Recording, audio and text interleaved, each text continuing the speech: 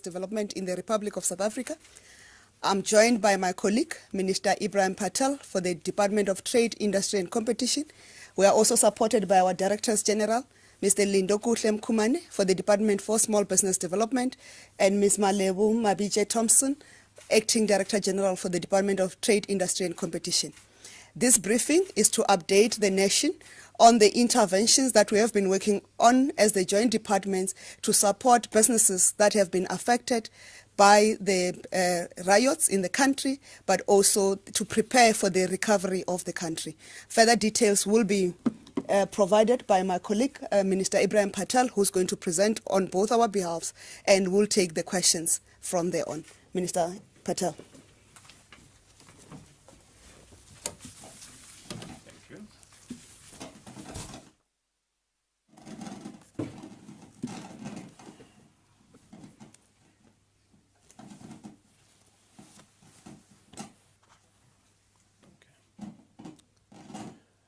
First, can I greet everybody? Good afternoon to the members of the media, fellow South Africans, and my colleague, Minister Chaveni. The briefing that I'm going to be doing is on behalf of the Department of Small Business Development as well as the Department of Trade, Industry and Competition. The two ministers and directors general have been working very closely together over the last number of weeks to deal with the challenges that arise from the looting and the damaging of businesses, particularly in KwaZulu-Natal, but also in Gauteng.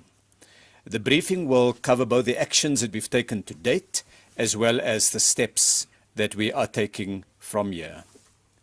So let me start by providing a briefing on the actions that we've taken thus far.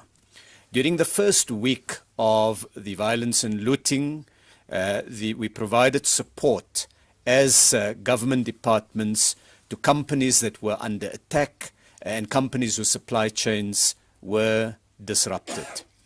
We set up a hotline where companies were able to contact government, provide information on the extent of the problems they experience. In a number of cases, chief executive officers and others contacted us and said, we are concerned that our businesses may be attacked, and that information was then passed on to NatJoins, and we worked to develop critical infrastructure, ports and other key infrastructure that needed urgently to be protected.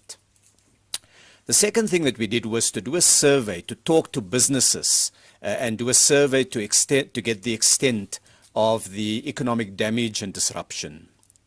To date, in our survey, 1,070 companies have responded, of which about 900 reported that they were directly or indirectly affected, either because they had damage to their property, or some of the stocks were looted, or alternatively, there was a disruption to their business in their supply chains.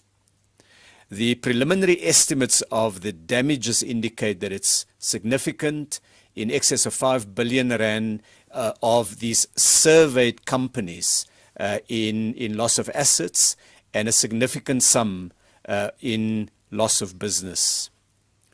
10,200 jobs are potentially affected, and just to give you a breakdown of it, we had 255 manufacturing companies responding, 265 retailers, and close to 300 businesses that provide services. 68% of them were in KwaZulu-Natal, and of the businesses that were surveyed, 60% had insurance, and 40% of them were uninsured for an event of this nature. One of the most significant questions we asked was, how long will it take businesses to get back to a full operation? And these responses range, as you can imagine. 43% of them said it will take them less than a month, anything from a week to a month, to re-establish their normal businesses. And on the other end, 7% of respondents who were affected said that it may take them potentially more than a year. The third area I want to briefly cover is discussions between government, the two departments, and businesses and investors more generally. We've interacted with more than 200 businesses and investors. These ranged from meetings with the leadership of the business organizations at NEDLAC to meetings with the top 100 CEOs in the country, individual companies in sectors like retail, food, healthcare, clothing, steel, many other sectors of the economy. We met with formal businesses and informal businesses, small businesses, medium-sized businesses, micro businesses, of course, which very often are also informal businesses, and large businesses. We held engagements with sectors. The clothing, textile, footwear sector assembled together in a meeting of all the CEOs of the large players, the small businesses, as well as the trade union movement. We've met at NEDLAC with unions. We've addressed shop stewards meetings of trade unions in different areas. We've met with the sugar industry. We've also met with global companies. Members of the media will recall that Toyota at some stage issued a statement indicating their concern about their operations. The DTIC and national government met with Toyota, and they issued a statement subsequently saying that as a result of those engagements, they are convinced that their concerns have been addressed and that they are ready to resume business.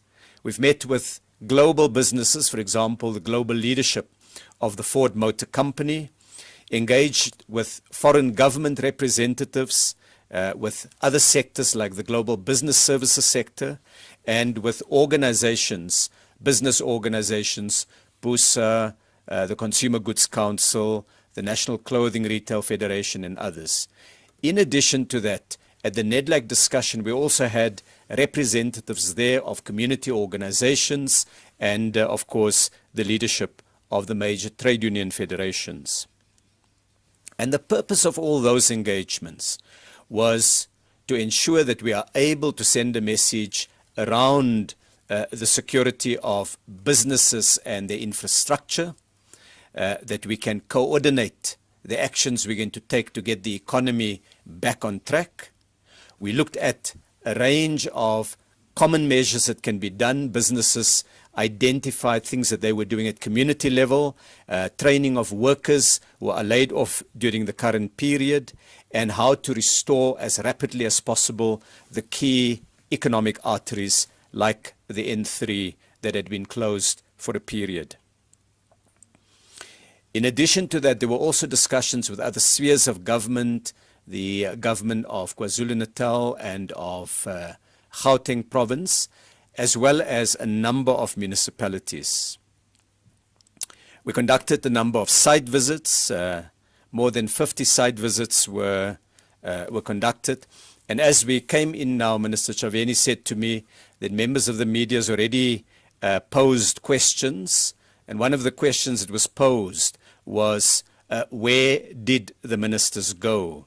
So just talking for Minister Chaveni, myself and our deputy ministers, to give an indication that Minister Chaveni visited places, among others, in Soweto, particularly in Tembisa and Kliptown, in the Mamelodi area, in Alex and other areas.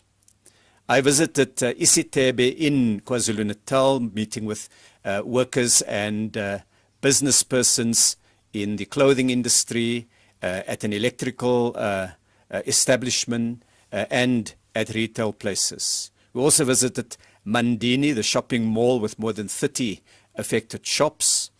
I visited the Canelands area to meet with the major supermarket distributors of food to ensure that we can get to a security of supply of food in KwaZulu-Natal.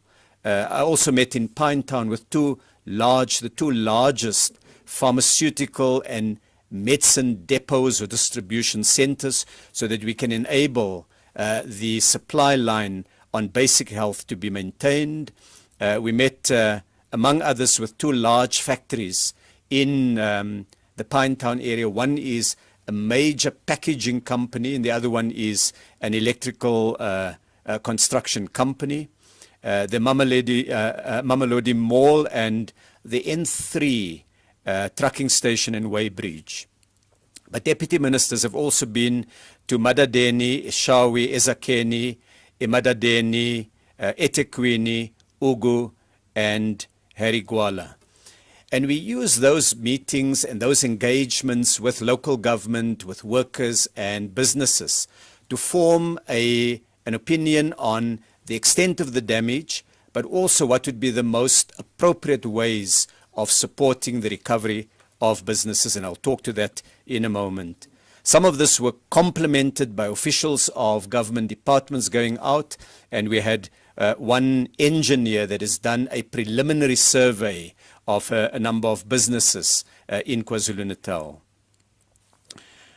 Next, we've been engaging with support organizations. These included the Solidarity Fund, who was asked to provide support, including food relief, and they will be making an announcement soon, and a number of charities, as well as the Department of Social Development that is spearheading, of course, government's work in this regard. So that is just a very brief summary of some of the actions that we've undertaken in the last week and a half, 2 weeks. Moving next to the main focus of our actions. What are we now doing based on all these meetings, the discussions, the engagements, and the information that we were supplied? We've identified a few key interventions. The first is to re-establish the supply lines in the economy as quickly as possible, to make sure that from raw material suppliers to production units, right through to retail, small retail and large retail, that we can get the basic supply lines going. Second, to address the immediate repairs of business premises that will enable the immediate resumption of business. And some of these are fairly quick repairs, something that can be done within 2 to 4 weeks. The replacement of glass window fronts as an example. The third is to speed up the construction and structural repairs. That takes more time, and that is vital to South Africa's economic recovery. Some of those will take months to do, but the work has to start immediately, and we've been working on how to fast-track that. The fourth is to address the loss of wages of workers during the period of reconstruction and rebuilding, and a lot of our work has been led there by Minister Tulas Ngesi from the Department of Employment and Labour, and of course the President has made the announcement on the TERS. The fifth area is many of the businesses have indicated the need for bridging funding that can be made available in the short term until insurance payouts are effected. We've of course also spoken to uninsured businesses. The sixth area is to identify ways in the rebuilding where local businesses can be supported, both local communities in the supply of basic services, security, cleaning services in an area, as well as more broadly support for South African-made products. And then the final one, that is one that we have spent a significant amount of time on, is rebuilding investor confidence. There's no question about it. The scale of the destruction that we witnessed has knocked confidence in a number of businesses, and it needed us to reach out to them and to engage and to show the kind of measures that will be taken into account both now and in future. I must say that we were struck by the very supportive view that many businesses, particularly global businesses, took about the rebuilding period and their commitment to work with government and South Africans in rebuilding the economy. So now on the specific actions that I've spoken of, the first is to resume the supply chain and address supply shortages. I'm not going to cover comprehensively the kind of things that we're doing now, but just to give an indication, we worked fairly quickly to get the N3 road artery between Gauteng and KwaZulu-Natal reopened, and worked with Minister Pravin Gordhan on getting the ports reopened as rapidly as possible. In the example of shops and factories that have been damaged, one of the challenges was whether we would get a significant and sufficient supply of building materials. We've met with the main glass manufacturer that has agreed to increase supply to the local market by 20%. We've met with the Global Business Services in eThekwini, whose work was initially disrupted, and together with the KZN province, helped to ensure that they're able to find hotel accommodation for workers during the period when transport systems were disrupted, enabling South Africa to provide those services globally. We supported packaging supply, the users of packaging by getting alternative suppliers when some of the major suppliers had downtime or were faced with looting and damage to factories. And we assisted the automobile component industry to get their supply chain moving with the big auto companies so that smaller South African-based businesses that are making these components are not left without any opportunities. So that's the first areas to enable the resumption of the supply chain. The second one is the development of an economic package. The President has outlined the broad framework of the response. Minister Mboweni has given some details of the fiscal linked measures. And on behalf of Minister Chaveni and myself, our two departments, I want to indicate some additional areas that we've been able to either flesh out from the President's speech or some additional initiatives over and above those.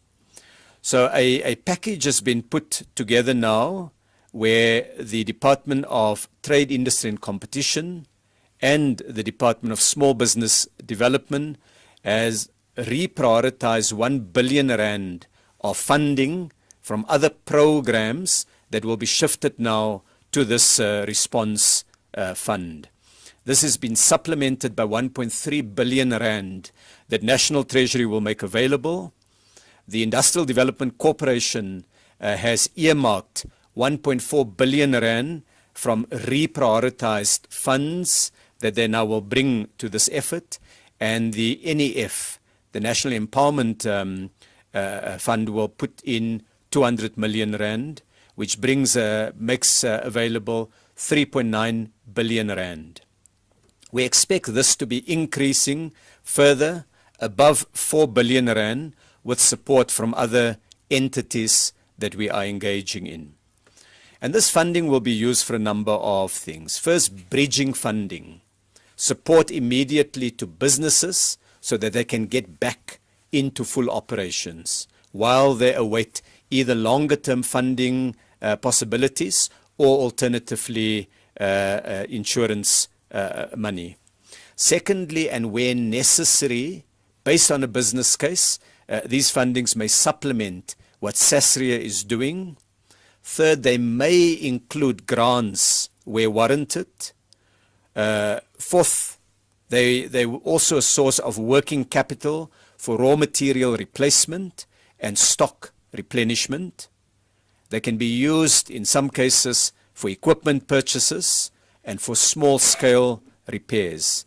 There's also a facility that we're putting together on critical infrastructure. For example, I visited Isitebe, which is an industrial area to the north of eThekwini in KwaZulu-Natal on Monday past. And in Isitebe, we saw not only the damage to factories, but also challenges to the infrastructure, the critical infrastructure that feeds the industrial park.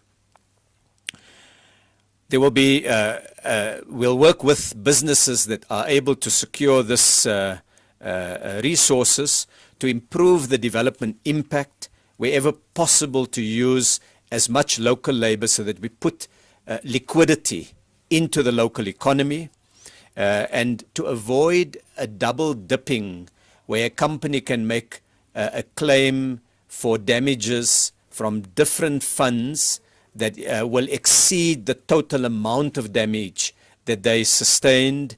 We're also working with SASRIA that there be coordination between this funds that we're putting together as the two departments and what SASRIA can do. That brings me then next to SASRIA.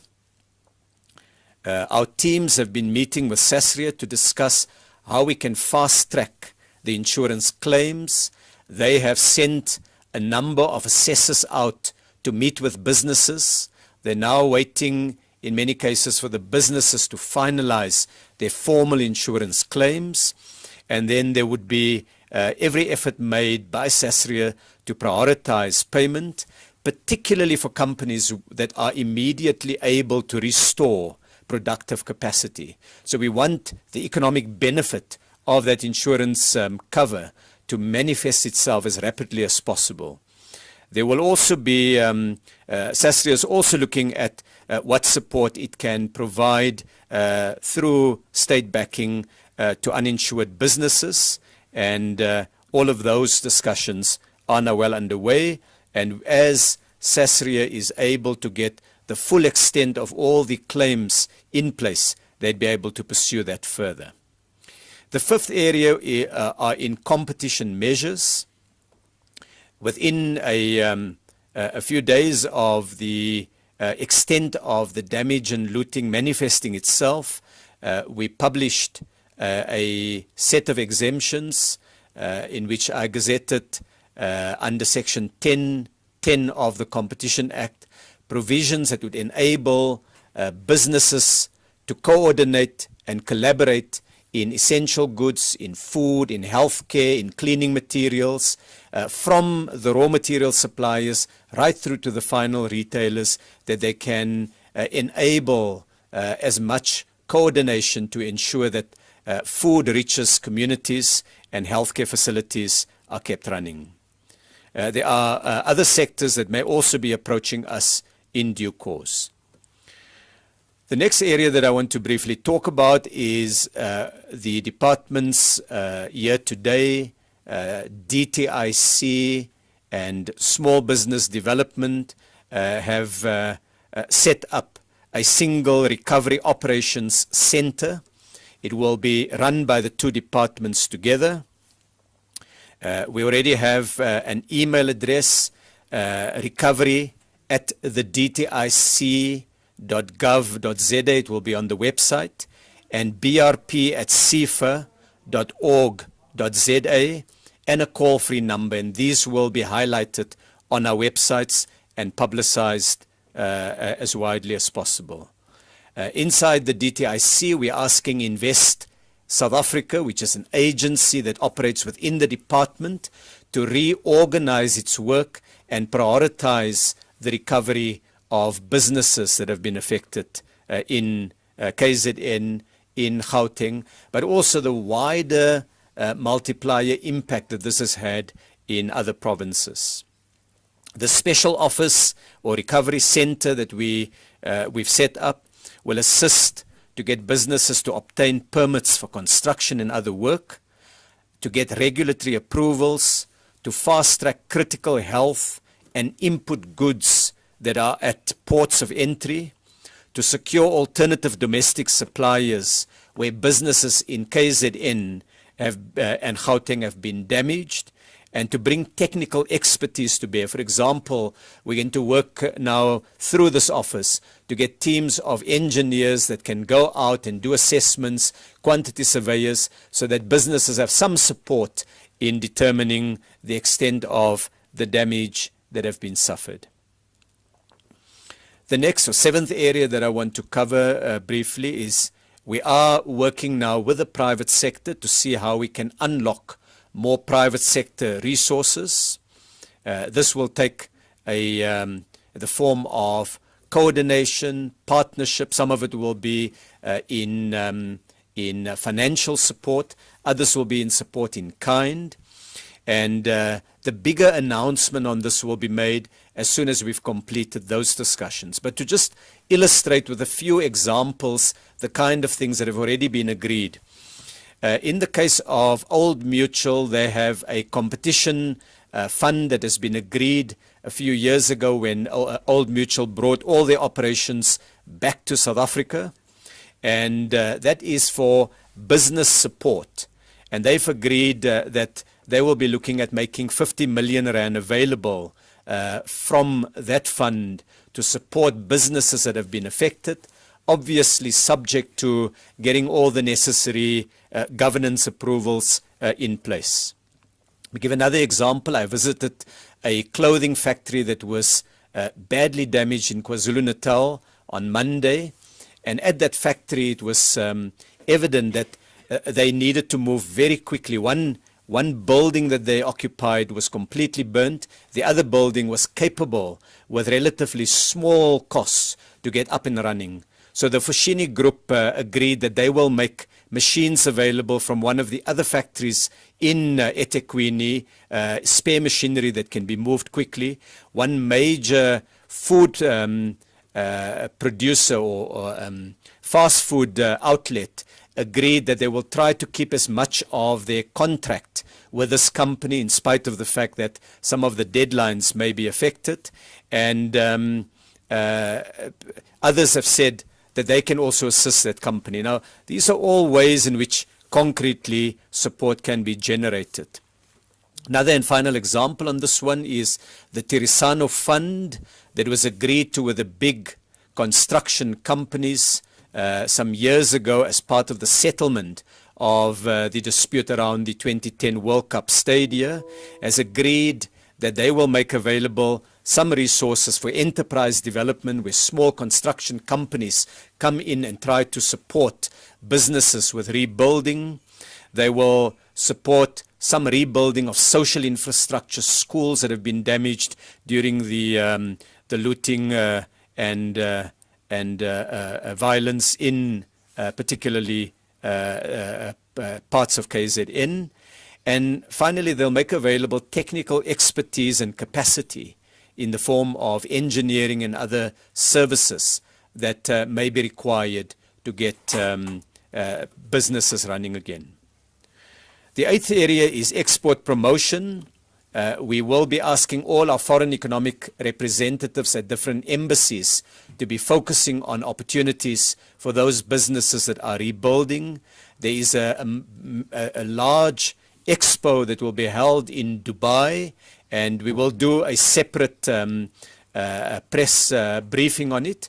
But we've asked the team there to find opportunities for businesses that have been affected.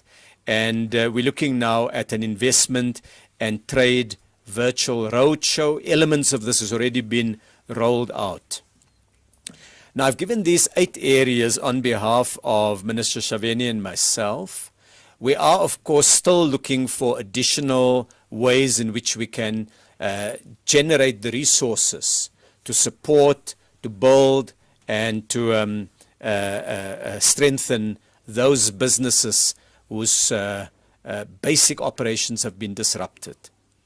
Some of the ideas that are being considered, they're being looked at, are ideas like enabling the credit guarantee scheme or loan guarantee scheme to include development finance institutions as well as non-bank institutions like private sector small business support agencies.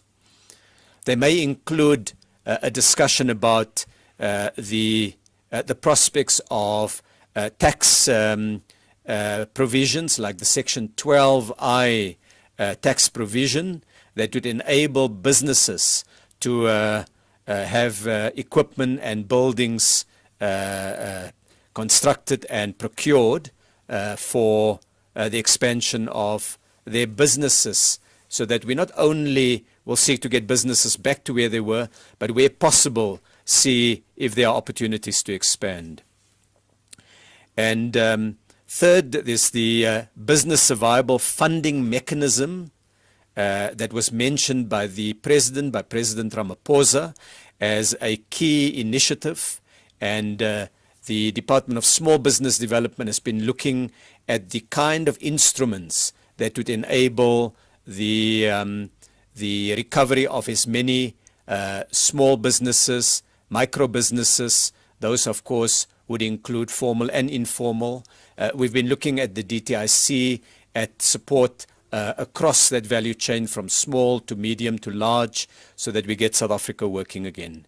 So that's a brief summary of the actions we've taken in the last 2.5 weeks, as well as the announcement of the key package of support that the departments will be providing, some of it financial and some of it non-financial. Thank you very much.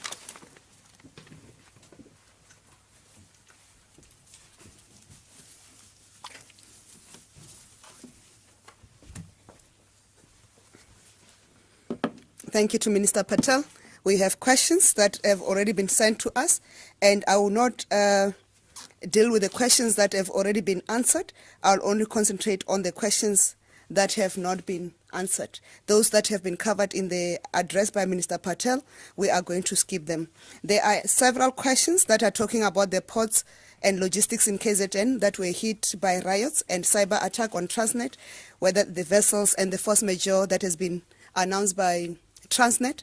We are announcing that early next week, Minister Pravin Gordhan and the leadership of Transnet will do a full media briefing on the impact of the ports, and also including the attack on the IT infrastructure and the work that they've done so far to recover that. So those all questions that are related to the Transnet IT infrastructure attack will be referred to the discussion or to the media briefing that will be handled by Minister Pravin Gordhan and the Transnet leadership early next week. And there's also another question from Media 24, Janice Roberts, on can Minister please explain how the 2.3 billion for business support Treasury announced yesterday will be spent? Also, how will the 1 billion of cuts from DTIC and DSBD budgets to pay for this be taken, which individual programs were this taken from? My response is simple. We didn't take from individual programs, we took from a multiplicity of programs. What we anticipated is that given the expenditure that is going on and the pace that we have been, we said, what can we reprioritize that we can spend on later? Remember, the President in his announcement indicated that he is going to announce a further package of measures as part of the economic recovery of the country and what we are doing for the recovery of everybody, because SMMEs and businesses that have been affected by the lockdown are not only those affected by the unrest, but those that have been affected by the lockdown. And as government, we have a responsibility to work towards that. And so what we have done is just reprioritize to say what can we do now and delay for later, and when that package of measure comes through, because the work of the Department of Trade, Industry and Competition and that of Small Business Development is to support businesses on its day-to-day activities. So we can say what can we delay for later and what can we reprioritize. So what we're talking about is what we've reprioritized, not from an individual program, from across a multiplicity of programs.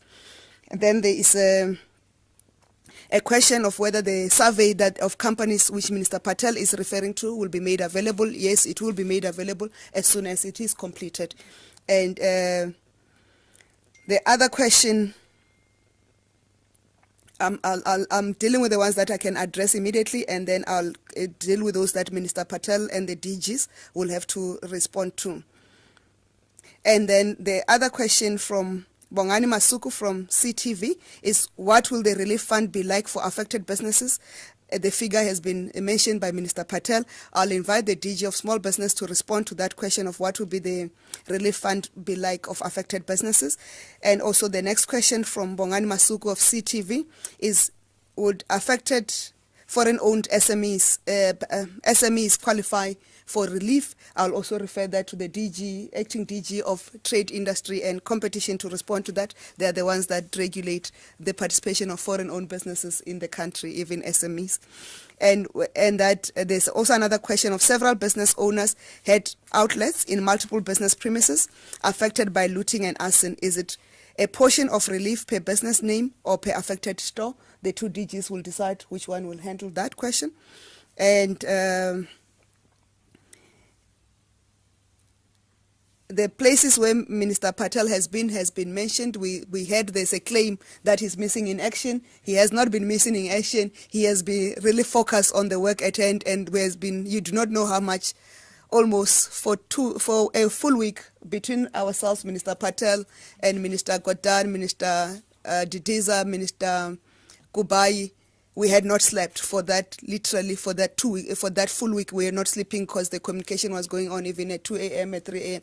I'm sure the time I was doing the briefing, some of you, so I'm lucky I don't have bags. But Minister Patel has been that. So the work that we do sometimes it's not seen at the front, but it's seen at the impact. That's why South African businesses are responding to that which have been doing and supporting, appreciating the efforts of government in that response. And specific to Minister Patel, there's a question from Alex Winning from Reuters news agency. What assurance did Ford seek in his meeting with South African government on the unrest, and will the unrest lead to a delay or the reduction in the major investment in Ford's major investment in South African operations it announced earlier in the year? And we are happy that that question has been asked so that we can then explain the confidence that the business community has had with us. The other question for Minister Patel, which Minister Patel will have to answer. There's a question around in the ports, which is not linked to the attacks. It says, in 2020 survey, the World Bank ranked 4 of South Africa's ports as the worst administered ports in the world. How can we compete when July has put shipping under extreme strain? Maybe we must delay that to Minister Gordon to answer that question, unless Minister Patel will want to speak to that, because it has affected the majority of businesses he services. So far, these are the questions. We need to also clarify that we have been meeting we've been having engagements with the National Consumer Goods Council and also their contribution they want to make in rebuilding South Africa. We've been meeting also with the multinational IT companies on the contribution they want to make in rebuilding South Africa. The DG will explain also the engagement we have had and how we plan to assist the South African healthcare professional businesses such as optometrists, private practices, health private practices, and dentists that have been in malls and also in other shopping centers, but also the Franchise Association, our engagement with them. We have been meeting to say, and as when the President has announced a full package of measures for the recovery of the whole country, we will then come and provide the details of how big business is partnering with us. That's the details that we are finalizing between ourselves and Minister Patel and other supporting ministers of the economic cluster. I think, let me start, Minister Patel, let me give you a break. Let me start with the DGs and then you come through after the DGs. Thank you.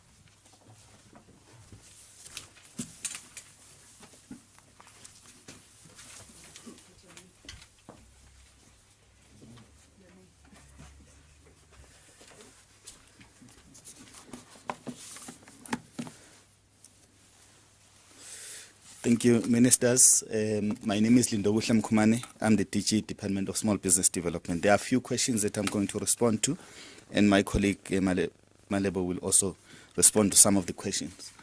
The question that was asked by CTV is the type of support that we'll be providing based on the engagements that we've had with a number of associations as well as the visits that we've conducted to a number of businesses that are affected. The support will be focusing on providing working capital, which includes stock. It includes whatever needs they have in terms of the raw materials that they lost. We're also looking at supporting them with furniture, those who lost furniture, machinery, where the machinery was destroyed.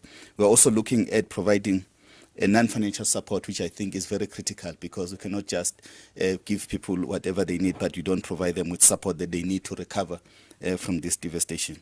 Then in terms of the funding, how it's going to be structured, we are looking at providing what we call blended finance, which is 60% grant and then 40% loan. We are also looking at ensuring that at least the initial payment moratorium is for up to a maximum of 12 months, and then the repayment of a maximum of 60 months.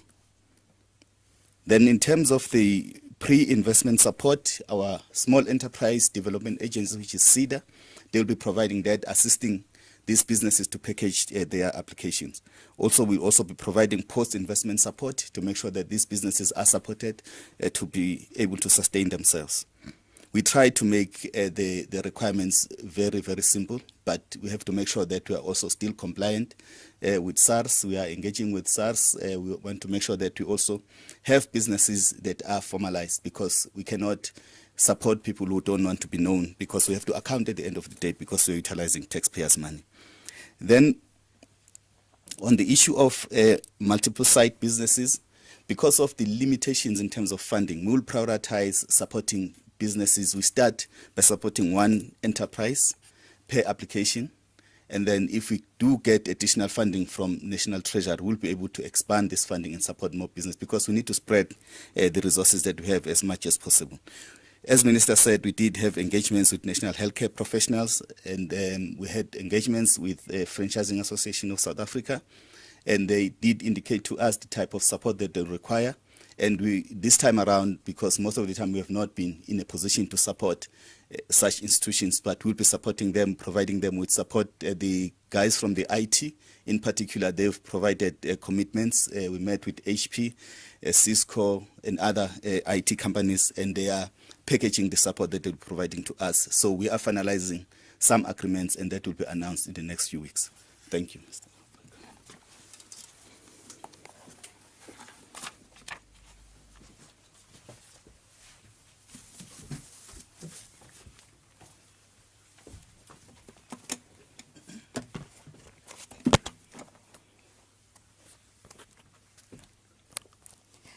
Thank you very much, Ministers. My name is Malebo Mabiji Thompson. I'm the Acting Director General for the Department of Trade, Industry and Competition.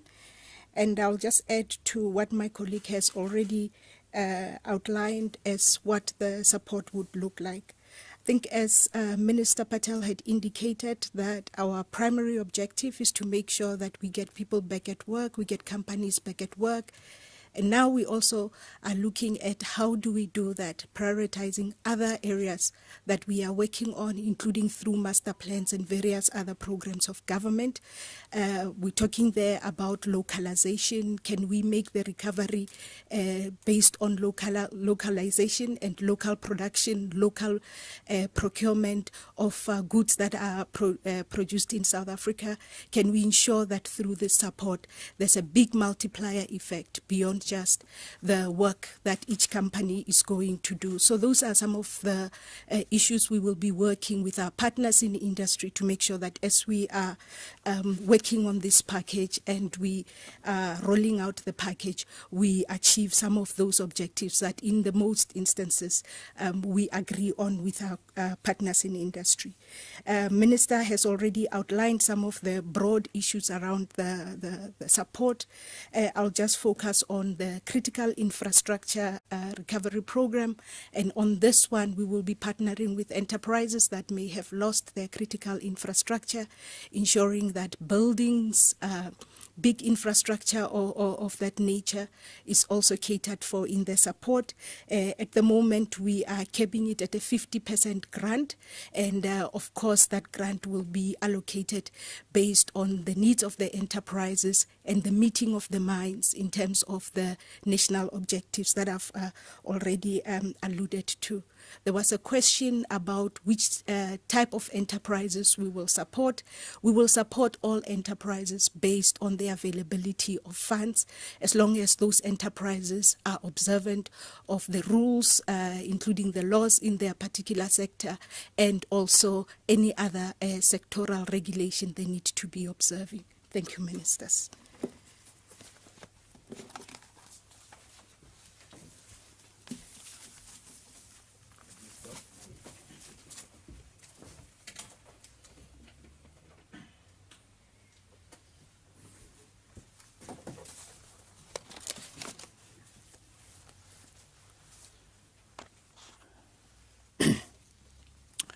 I think there's only two questions left. I think my colleague and the two DGs have covered most of the other questions. The first one relates to the way in which the relief fund will work. I think that's largely covered by the two DGs. But let me give an example of what we've observed in our discussion with businesses. One company that has been increasing the localization of product in South Africa is based in KwaZulu-Natal. It's called Kings Park. And it has two factories adjacent to each other, which were the subject of looting. And the one factory was essentially completely destroyed in a fire. That was quite I think a number of members of the media will recall that. It was widely publicized. It went viral following a News 24 story.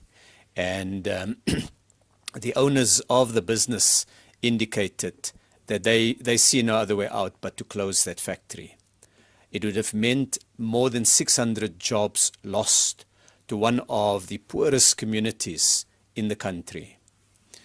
And so what the efforts that we're doing are now seeking to assist with is getting a company like that back into full production.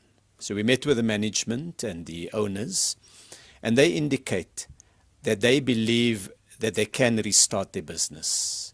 So they're securing the support of their main customers, and we've spoken as government to their customers to encourage and urge the customers to stay the course and to help this company get back on its feet.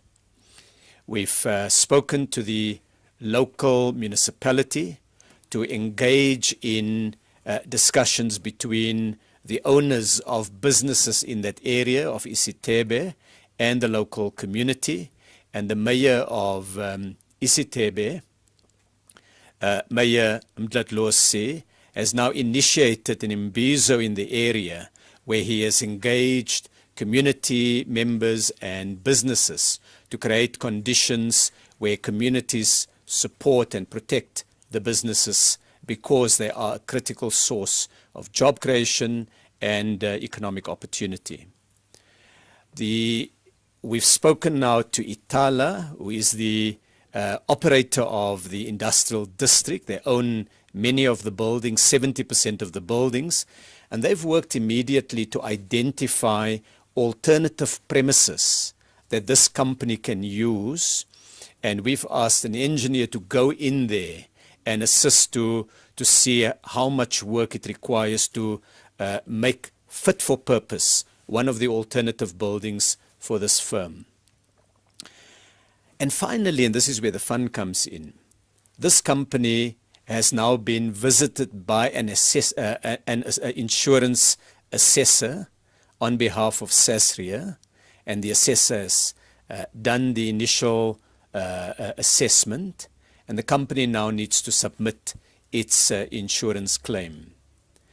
Between now and when that insurance claim is paid out, the company needs working capital if it's to restart.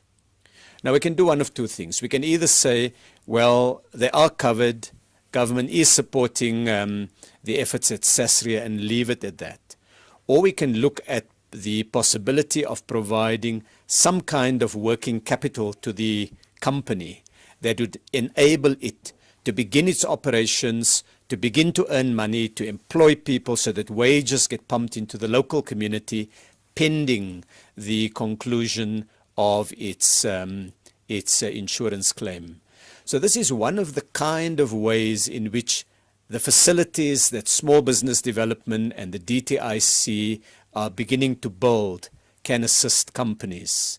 And I give that to try to illustrate the things that can be done. There are small retailers who saw that the entire stock was stolen and looted. And they sit also with the cost of covering fittings, windows, and so on.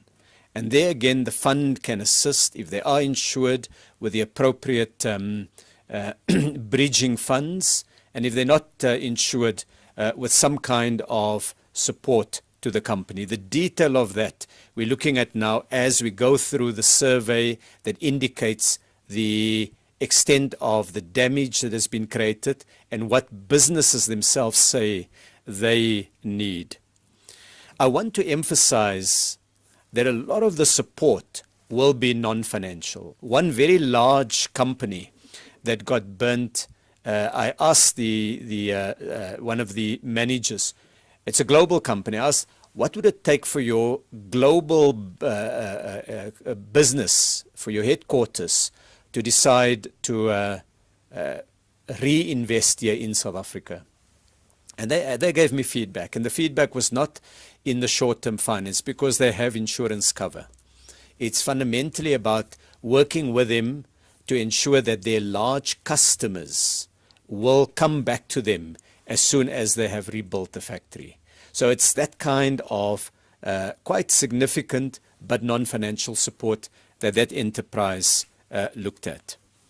On the question of Ford that was asked by Reuters, it was a very interesting discussion because in the course of the discussion, the analogy was drawn to both the events here in South Africa and events elsewhere in the world. And I think there was a common recognition that Ford Motor Company, that it's been in South Africa in 97 years, has seen very turbulent times in that 97 years. And while what has happened is really what we did not want the company to experience, they took the view that from the long view, all they needed to see is that there is going to be a clear security plan going forward. None of their businesses were directly disrupted. The manufacturing facilities were not disrupted. But of course, when you're such a large investor, you are concerned about it. And I think, in a way, the penny dropped for everybody that the Zondo Commission in American parlance is like a Senate hearing. And just like the Americans would have their rules about what happens there, so too South Africa has its rules about the Zondo Commission. And they were not the only investor that appreciated that this is a jurisdiction of rule of law. In other words, the judiciary is independent, that they have to apply their mind to the facts and the law, that they make decisions, that whether we like the decisions or we don't like the decisions, that as a country we implement those decisions.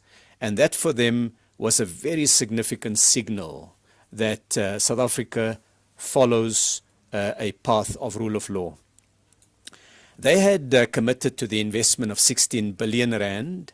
They indicated in the meeting, they confirmed in the meeting that that 16 billion rand investment is on track and will be completed. But we then talked about how we can go beyond that 16 billion rand and what is required to support Ford's effort to grow its output even more in South Africa. Part of that discussion was the opportunities for electric vehicles, which would require additional and fresh investment from Ford. And so they gave us some of their thoughts on what could be done there. And the second one was how we could strengthen the logistics in South Africa, moving cars from their production plant to the ports, moving it from the ports to global destinations, because they sell in more than 100 countries. The Ranger, Bakkie as we call it, and pickup trucks as they call it, to other parts of the world. And they seem to be very committed to helping South Africa enhance skills development for local workers.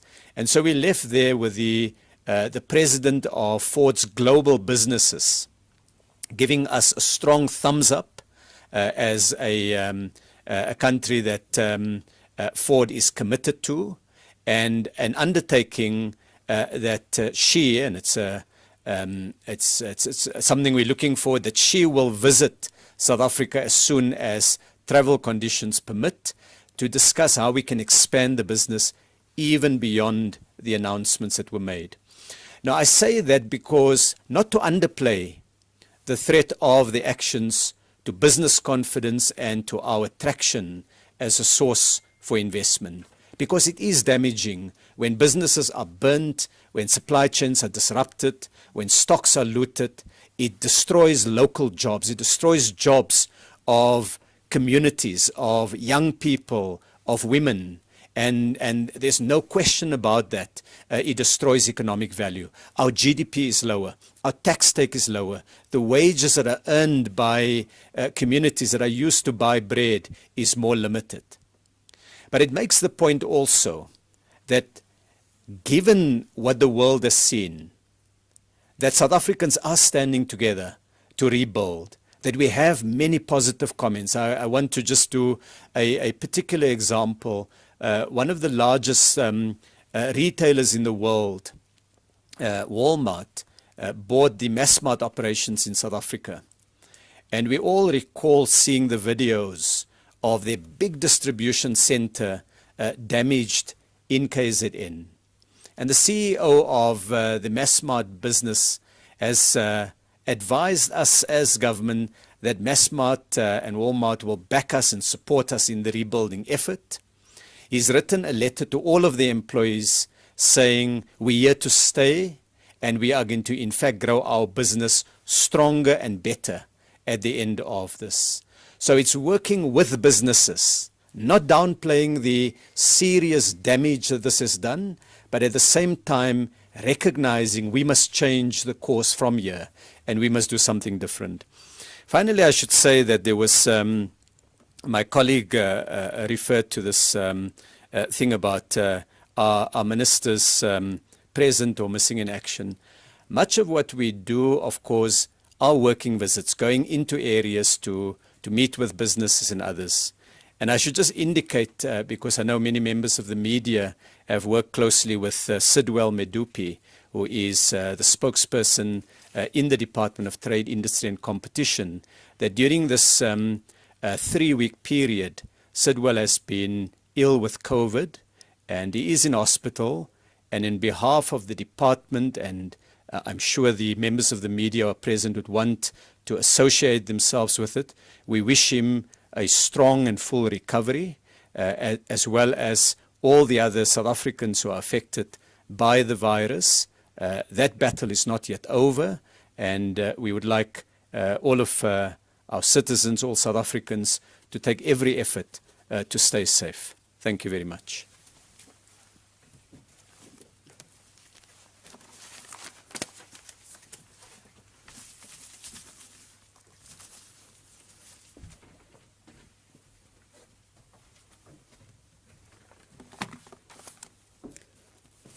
Thank you to the DGs and Minister Patel.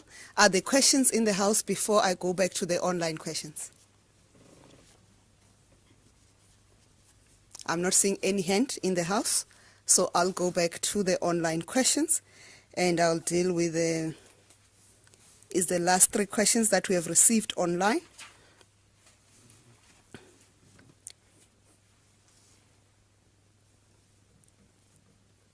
There are 2 questions that I will deal with, and the one question is for Minister Patel. The one question is from John Fraser of ZA Confidential, who are seeking details of the programs that are being cut. As I've indicated earlier, there's no specific program that is being cut. What we are doing is to reduce from the amounts of various programs so that we have money available for the other programs. The second question is, how will small informal businesses hit by the unrest benefit from the Department of Small Business Development and DTIC micro-enterprise focus grants if they are uninsured and likely not registered for tax? How will payouts be determined? It's from MoneyWeb. Let me clarify it in this way. In terms of informal businesses, we've got in the Department of Small Business Development, we've got a program called Informal and Micro Enterprise Development Program. That with that program, we support street vendors, we support other informal businesses, and that is the program that we are going to use. And what we have been doing since last year is to encourage support the street vendors to also register for SARS and also for UIF, because even a contribution of 10 rands onto the UIF helps them when the economy is bad. They can then go and claim from the UIF benefits. And we've been working with them so far together. The President, I think 3 weeks ago, had announced when he was announcing the lockdown to level 4, he had announced the measures that we have taken as department to waive the license fees for informal businesses, that they can go to their municipality, apply for a license. They will be granted a temporary license until 31st December 2022, and in that they don't have to pay a license fee across all municipalities. That will allow us to have a database and registration of informal businesses. We do that so that we can account for the taxpayers' money, but we will do that so that the country can be able to plan for the informal businesses that have to be supported, but also to try and formalize these informal businesses, because informal businesses, the status of informal businesses, and I've always articulated that, is done to minimize the contribution of black businesses into the economy, because they are not counted, their contribution is not counted for at an economic level, they are counted for at a household level. So our commitment is to make sure that there is no minimalization of businesses that are run by black people in particular to contribute in their contribution of the economy. We cannot continue to use rough estimates when it is possible to use accurate estimations for the contribution of informal businesses. In addition, the Department of Small Business Development, we've got a scheme which is called Township and Rural Entrepreneurship Program. We continue to use that scheme to support businesses like spaza shops, and we specifically do not classify spaza shops, motor mechanics in the township and hair salons as informal businesses, because their contribution to the GDP, the numbers are very high, but they continue to be excluded from being counted as an economic level because of that continued attempt to minimize our contribution. But we work with these businesses to support them, to make sure that they participate big and they can grow big in that space. And the DG has referred earlier that we are meeting, and in fact it was myself who referred that we are meeting with the sectors like National Consumer Goods Council, the other big businesses and manufacturers, to say, how do you participate? And Minister Patel referred to component manufacturers in the auto space. How do we use that space to support these township and rural enterprises? So those schemes are continue to be available, and of course there will be prioritization for those in KZN and Gauteng, but we'll look after the whole country. The president will announce additional measures. And if we can just also clarify, for those who have benefited from these schemes in KZN and in Gauteng, and they were severely affected by these riots, we are committed that we are going to fund them, refinance them, and support them as if it was their first time application, because whatever they've lost, they cannot be able to recover, as per the explanation by the DG of Small Business Development. I'm going to refer to the last question that was asked, that must be dealt by Minister Patel, and then I'll come back and close and make some few announcements that are of interest to even the media sector.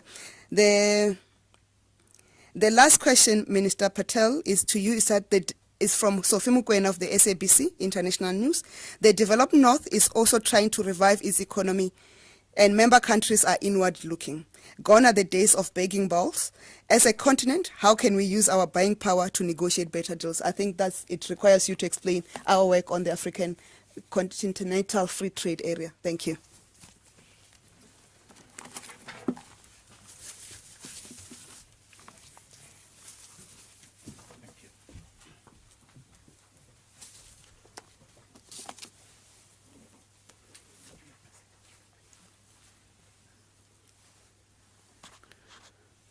Thank you very much, colleague. So first, Sophie, I think you're right that we've seen globally a shift to every major region or country seeking to maximize its economic development and save jobs locally. In South Africa, there are enormous opportunity to do so, and they can take at least two key forms. The one is to recover more in our domestic economy. We currently import about 1.1 trillion rand of non-oil products. So excluding fuel that come into South Africa, the rest of our import bill is 1.1 trillion rand.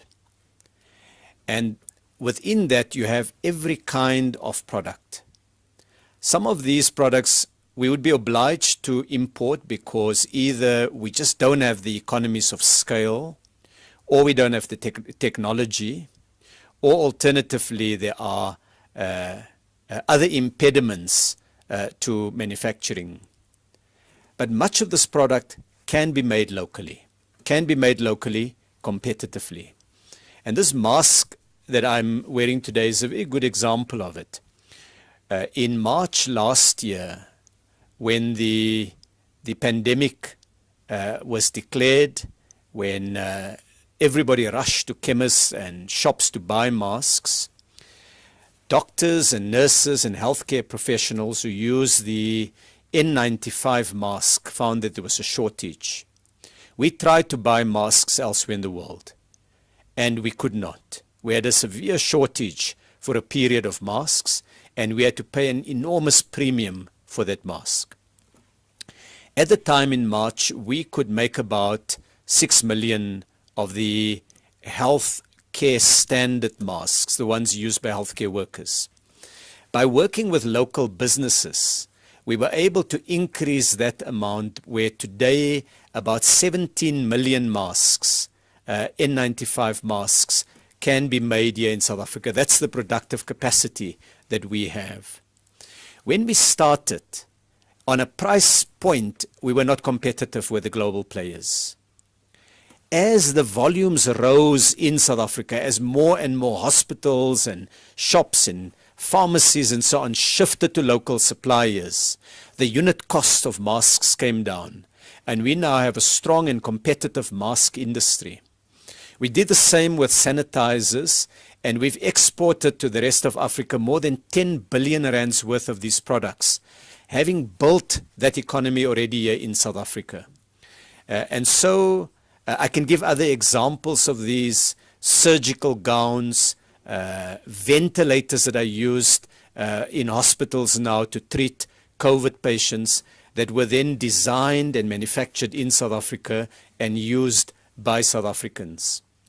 And so a big part of our rebuilding exercise is working with retailers and other large procurers to see how we can maximize the opportunity to buy local. In addition to buying local, we also seek to support local communities, particularly with services, security services, cleaning services, small-scale manufacturing, and hopefully that small-scale manufacturing grows to medium-scale and large-scale manufacturing. I want to make the point that when we visited a number of different businesses that were affected by the looting, we found that the damage was not only as a result of people coming in to look for bread. In many cases, there was a higher level of sophistication to it. We saw examples of water sprinkler systems that were disabled and fire retardant systems that were switched off.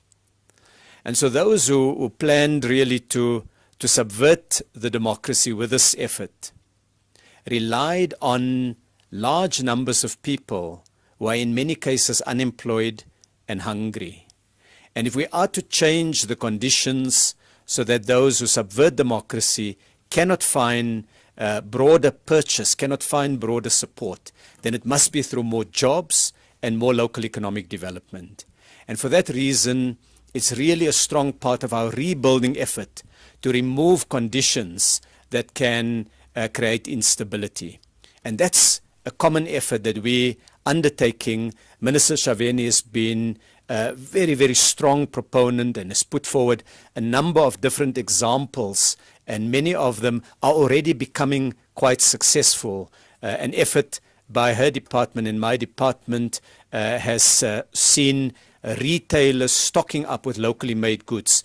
Just before the crisis in KZN that we saw, it was preceded a week or two prior to that by a good news story where one of the biggest retailers in South Africa had tweeted that it has just placed an order for pots and pans that were made in South Africa by a black South African. And that's an example of ensuring that economic growth is also inclusive, that it benefits everybody. So that's the one leg. The other leg is for us as a continent to see that Africa itself can only prosper through the efforts of Africa. If we consider that 17% of the world's population reside on the African continent, and yet Africa only accounts for 3% of global GDP, and we need to change that. And we must change it by not simply being an exporter of raw materials, but being increasingly a continent that can add value to that raw material by making local goods. And to build the kind of market size to do that, we've agreed with neighboring countries and other countries on the African continent to a continental free trade area. And this continental free trade area will eventually embrace more than 1 billion consumers. And it has the opportunity to change Africa's future because it can stimulate investment in manufacturing here on the continent, that we make things, we add value, we invest in research and development. And I end off by saying, as an example of that, is the production of vaccines. 2 South African companies now have been earmarked for the production of COVID vaccines. Aspen has already begun production, and they recently announced that the first shipments of their vaccines are reaching South African consumers and South Africans. And in the agreement that we've entered into with Johnson & Johnson globally, we've earmarked that the bulk of Aspen's production of the J&J vaccine will be for South Africa and the African continent. Similarly, BioVac has been identified by Pfizer and BioNTech as their supplier, as their partner in South Africa that can roll out 100 million doses of vaccines starting from next year. So it illustrates the opportunity on the continent and in South Africa, but it also illustrates the need that when we are totally dependent on supply lines outside of South Africa and outside of the continent, then in a crisis, those supply lines satisfy the needs of other countries first, and we last in the queue. And we can only change that. It doesn't mean government can simply decree. It means working with businesses to build more competitive and dynamic supply chains, and with investors to bring the technology and money to South Africa. And of course, stability, businesses that are rebuilding themselves, citizens that strongly back government's efforts to reconstruction and development are quite key means of promoting the environment to attract that. So I want to indicate the very strong efforts by the Department of Small Business Development and the DTIC to enable deeper, stronger and broader localization even in this period, in spite of the enormous challenges that we know we will face, but to put some effort into finding opportunity for more South Africans to get jobs and to have access to an income. Thank you very much.